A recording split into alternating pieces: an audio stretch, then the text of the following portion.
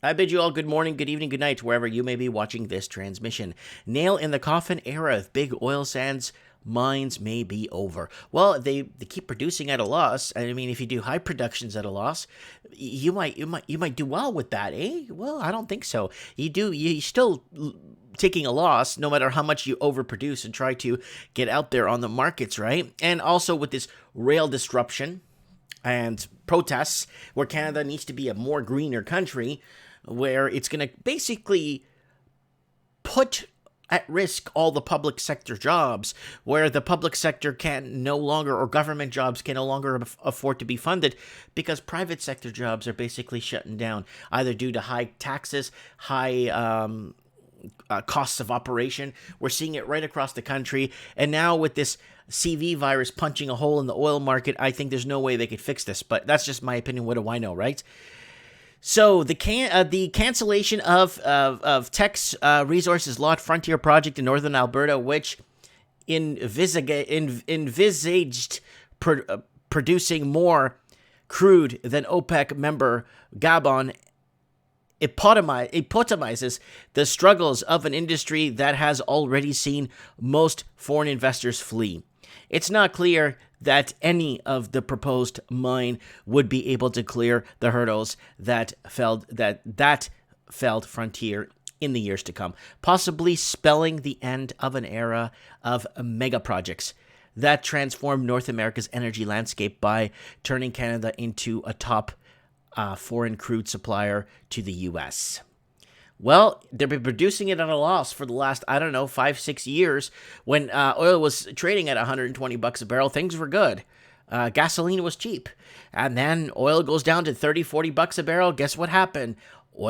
Gas is expensive. Why? Because they go after the typical day-to-day average Joe Donuts that doesn't really understand what's happening behind the scenes, right? This may be a nail in the coffin, said Laura Lau, who helps manage a $2 billion US, $1.5 billion US in assets in Brompton Corp in Toronto. I would expect some smaller projects would have a better chance going through. On top of the middling oil prices, so a pipeline capacity shortage in Canada and heightened competition from the U.S. shale and oil sands have become particularly shunned industry in the world of rising concerns about the climate change. Again, climate change. Climate change. Hey, they can't have the climate change and then not have it. So in Canada, I'm paying my carbon credits and my carbon tax. I read you guys my gas bill, and I have an electricity bill. I think... Where is it? Carbon tax. I just have to find it. There's a lot to read through here. But I read my gas bill, my natural gas, and I was paying on average $100 and some odd dollars, $140, I think it was, in carbon tax credits. So, we can't have all this, right? We got to be green, right? Lending some major funds to divest their holdings, and with speculation, oil demand could peak in 10 years or so. Yeah, 10 years is a long time to wait, Companies are growing increasingly wary of committing to multi-billion-dollar projects that require decades of operation to pay out. I don't know. The oil sands of Alberta have drawn ire of environmental activists because of the region's vast open pit mines that require the clearance of forest to produce massive lakes of wastewater to consume more energy than other ways of extracting the oil.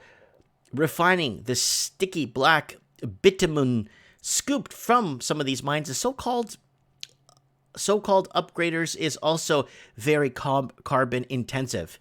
Newer, smaller projects, while more efficient, still use a lot of energy to extract the oil with the help of steam. So there's a lot that goes into this, guys. So let's move down here to see the sub oil. So the sub $100 oil crude prices. So remember back in 2014, we're pushing $120 a barrel here. And then you just started to, let me open this so you guys can see it better. Here it is. And then boom, we had the oil crash of 2014 into 2015. And then the price of gas just skyrocketed. because when the price of food was going up here, they would say, well, the cost of oil is too much, so the cost of production and transporting your food has gone up, and the price of gas. We had two gas spikes in 2014, where the price of gas at the pump went up, right? And okay, it's $120 a barrel. Okay, no problem, right? The average Joe Donuts would say, okay, sure, sign me up. I mean, I got to pay what I got to pay. Everyone else is. Boom. Crash of late 2014, early 2015. We get the oil crash, and then the price of gas spikes. The price of food spikes. So what happened up here when they needed to raise the price of gas because the price of barrel went up and the price of food costs more to transport and produce because the price of oil was just too expensive? Now it goes down, but they still spiked the price of food. And then we had the food spike in late 2015, early 2016, when food went up again and gasoline went up again. I remember it went up to $1.20 something a liter, $1.30 a liter. Why? Because it's just below $30 a barrel. So this is a huge problem. You know, people are not being told exactly how the fundamentals of this works, right? So the era of oil sands may be over. There's quite a bit to read here. I'm going to get to the point here. Analysts and generally positive reactions of tech canceling Frontier. Morgan Stanley analyst Carlos de Alba said despite the $1.13 billion write-down tech would be on the project, it removes overhanging concerns about the company's potential of making a significant investment in fossil fuel amid rising ESG focus. To be sure, the oil sand industry is far from shutting down. Major producers are generally profitable and producing free cash flow. Capital spending is even projected to tick up this year. Producers are continually developing new technologies and finding ways to cut costs. They can still expand existing mines and are able to add an output from what are known as the situ projects, which resemble more familiar methods of oil extraction by tapping underground resources through the use of wells. Those tend to be smaller, cheaper, and faster to build. That's what I've always remembered growing up as a kid, that kind of oil extraction.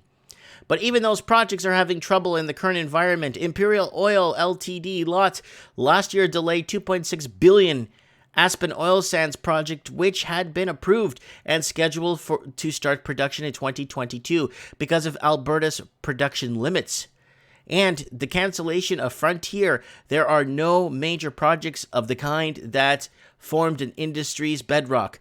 The last big mine to come online was Suncor Energy Inc. $17 billion Fort Hills mine, which started producing in 2018. Teck is partner at Fort Hills is considering getting out of the investment too. So this may be a huge problem because it's jobs, and a majority of the bills that these guys pay, these cost of operating these oil tar sands in Canada, fund a lot of our public sector government jobs, police, firefighters, whatever, hospitals. So we're going to be in a bit of trouble here. The Alberta's tar sands Canada oil costs more than it makes. So there it goes right here. The Alberta tar sands hold much of Canada's oil wealth. The region contains an estimated 1.7 trillion barrels of bitumen oil. The size of this reserve makes it the largest oil deposit in the world after Venezuela, Arabia Saudi. Yet despite this, the cost of extraction now outweighs the profit per barrel. The price of extraction is costing more than the price per barrel. At $22, 22 bucks, 3/4 of the oil sand production is underway and losing up to $3 on every barrel. So there it is there, guys.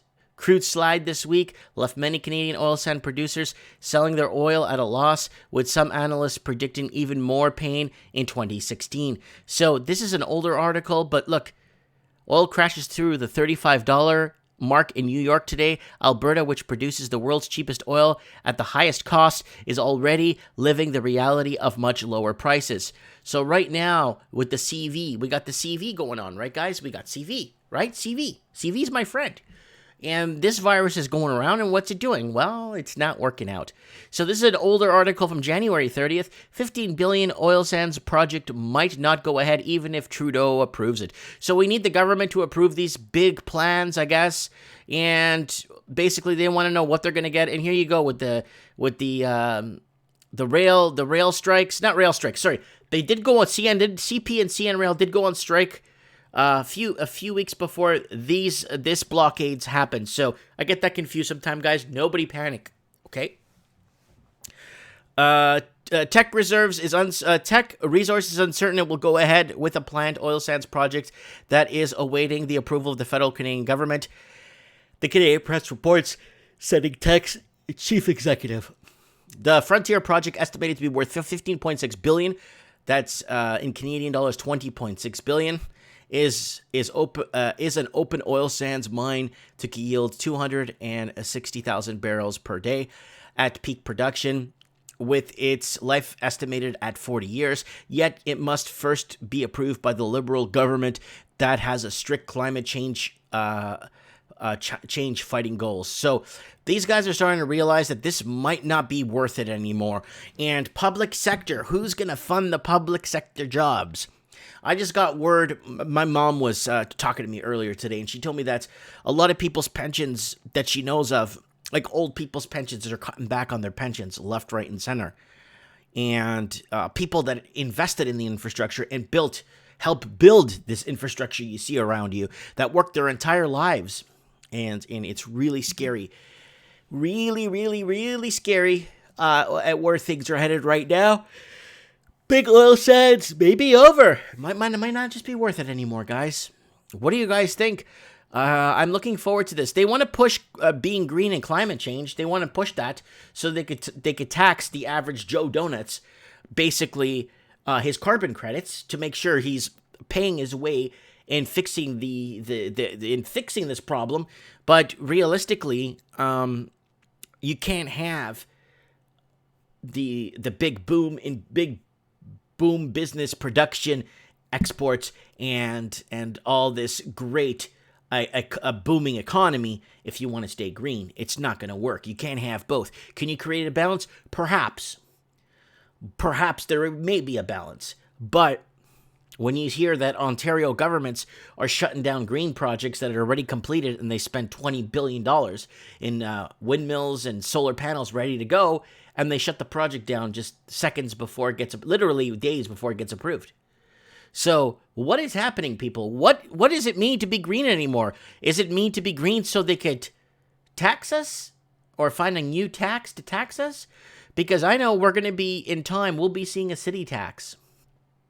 We'll be seeing a city tax, depending on what city you live in, more of a municipal service added value tax or some crap like that.